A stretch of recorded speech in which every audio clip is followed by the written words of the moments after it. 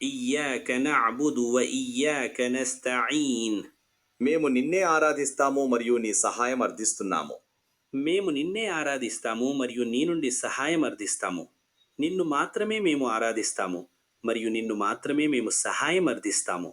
మునుపటి శ్లోకాలు అన్ని ప్రశంసలు మరియు కృతజ్ఞతలు పొందడానికి నిజమైన అర్హుడు సర్వశక్తిమంతుడు, అన్ని లోకాల పోషకుడు, కరుణామయుడు మరియు కరుణామయుడు అని వివరించాయి. ఈ శ్లోకం సేవకులు సర్వశక్తిమంతుడైన అల్లాహ్కు తమ దాసత్వాన్ని ఈ విధంగా వ్యక్తపరచమని బోధిస్తుంది. ఓ అల్లాహ్, సర్వశక్తిమంతుడా, నీవు మాత్రమే ఆరాధనకు అర్హుడు మరియు నీవు తప్ప మరెవ్వరూ ఆరాధనకు అర్హులు కాదు, మరియు నీవు నిజమైన సహాయకుడివి. కాబట్టి మేము నిన్ను మాత్రమే ఆరాధిస్తాము. నీ అనుమతి మరియు సంకల్పం లేకుండా ఎవరూ ఎవరికీ సహాయం చేయలేరు. బాహ్యంగా, అంతర్గతంగా, శారీరకంగా, ఆధ్యాత్మికంగా, చిన్నగా లేదా పెద్దగా. ఆరాధన మరియు పూజల మధ్య వ్యత్యాసం. ఆరాధన అనే భావన చాలా స్పష్టంగా ఉంది. ఆరాధనకు అర్హుడైన వ్యక్తిని పరిగణించి అతనికి కొంత గౌరవం చూపించడాన్ని ఆరాధన అని పిలుస్తారు. మరియు మీరు అతన్ని ఆరాధనకు అర్హుడిగా పరిగణించకపోతే అది కేవలం పూజ అవుతుంది మరియు దానిని ఆరాధన అని పిలవరు. ప్రార్థనలో చేతులు జోడించి నిలబడం ఆరాధన అయినట్లే, కానీ ప్రార్థనలో చేతులు జోడించి నిలబడం గురువు, తోటివారు లేదా తల్లిదండ్రుల కోసమైతే అది కేవలం పూజ మాత్రమే, ఆరాధన కాదు. మరియు రెండింటి మధ్య వ్యత్యాసం ఇప్పుడే వివరించబడింది. నిన్నే మేము ఆరాధిస్తాము అనే పద్యం నుండి తెలుసుకోవాల్సిన ముఖ్యమైన విషయాలు. ప్రార్థనలు సామూహికంగా చేయబడాలని మరియు ఆరాధనలో ఇతరులను చేర్చడం వల్ల కలిగే ప్రయోజనం ఏమిటంటే, అల్లాహ్ తన ప్రియమైన మరియు అంగీకరించబడిన సేవకుల ఆరాధనతో పాటు పాపుల ఆరాధనను అంగీకరిస్తాడు. మరియు సర్వశక్తిమంతుడైన అల్లాహ్కు తన అవసరాలను సమర్పించే ముందు ఒకరి దాసత్వాన్ని వ్యక్తపరచమని ఇది సూచిస్తుంది. ఇమాం అబ్దుల్లాహ్ బిన్ అహ్మద్ నసఫీ రహిమహుల్లాహ్ ఆయనపై దయచూపుగాక ఇలా అన్నారు: సహాయం కోరడానికి ముందు ఆరాధన గురించి ప్రస్తావించబడింది, ఎందుకంటే అవసరాన్ని కోరడానికి ముందు అల్లాహ్కు సిఫారసు చేయడం అంగీకారానికి దగ్గరగా ఉంటుంది. ముదారక్ అల్-ఫాతిహా వచనం 4 పేజ్ 14 కింద ఉంది. అల్లాహ్కు సిఫారసు చేయడం వల్ల కలిగే వరం. ప్రతి ముస్లిం అల్లాహ్కు సిఫారసుదారుగా ఒకరిని సమర్పించి తన అవసరాల కోసం ప్రార్థించాలి. ఆ సిఫారసు ద్వారా ప్రార్థన త్వరలో అంగీకరించబడుతుంది. మరియు అల్లాహ్కు సిఫారసు చేయడం ఖురాన్ మరియు హదీసులలో నిరూపించబడింది. కాబట్టి అల్లాహ్ సిఫారసు గురించి ఇలా అంటాడు: ఓ విశ్వాసులారా, అల్లాహ్కు భయపడండి మరియు ఆయన వైపు వెదకండి.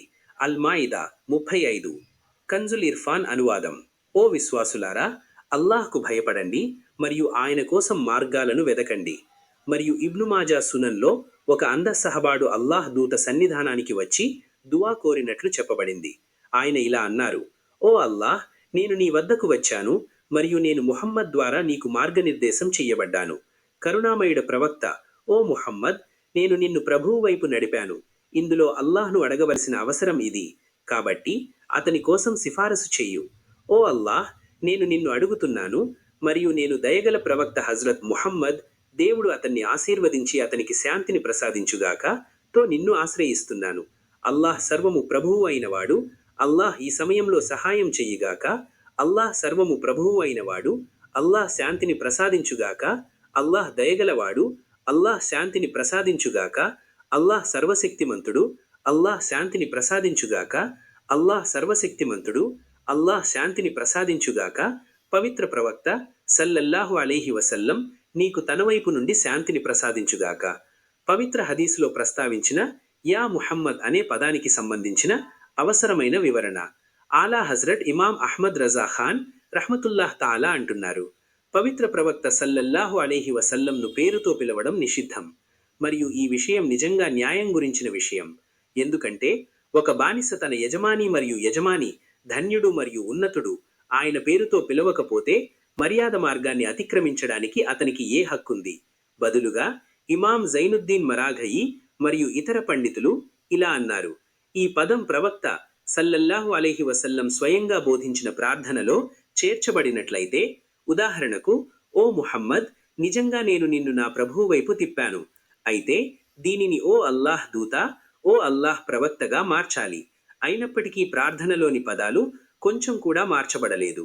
ఇది మన కాలంలోని చాలా మందికి తెలియని ఒక అతి ముఖ్యమైన సమస్య, అంటే అతి ముఖ్యమైన విషయం. మరియు దాన్ని గుర్తుంచుకోవడం తప్పనిసరి. ఫతావా రిజ్వియా 30, 157, 158. మరియు మేము నీతోనే సహాయం కోరుతున్నాము. ఈ వచనం ప్రకారం మధ్యవర్తి ద్వారా లేదా మధ్యవర్తి లేకుండా సహాయం కోరడం అనేది సర్వశక్తిమంతుడైన అల్లాహ్ కోసమే. మరియు సర్వశక్తిమంతుడైన అల్లాహ్ నుండి నిజంగా సహాయం కోరాలి. ఆయన గొప్ప ఇమాం అహ్మద్ రజా ఖాన్, అల్లాహ్ అతనిపై దయచూపుగాక, ఇలా అన్నారు: నిజమైన సహాయం కోరడం అంటే సహాయం కోరిన వ్యక్తిని సర్వశక్తిమంతుడు, స్వయం సమృద్ధుడుగా పరిగణించాలి. అల్లాహ్ కాకుండా ఇతరుల గురించి ఈ నమ్మకం కలిగి ఉండడం ప్రతి ముస్లిం చేత షిర్క్గా పరిగణించబడుతుంది. మరియు ఏ ముస్లింకు అల్లాహ్ తప్ప మరెవ్వరి గురించి ఈ నమ్మకం ఉండదు. మరియు అల్లాహ్ ఆమోదించబడిన సేవకుల గురించి ముస్లింకు ఈ నమ్మకం ఉంటుంది.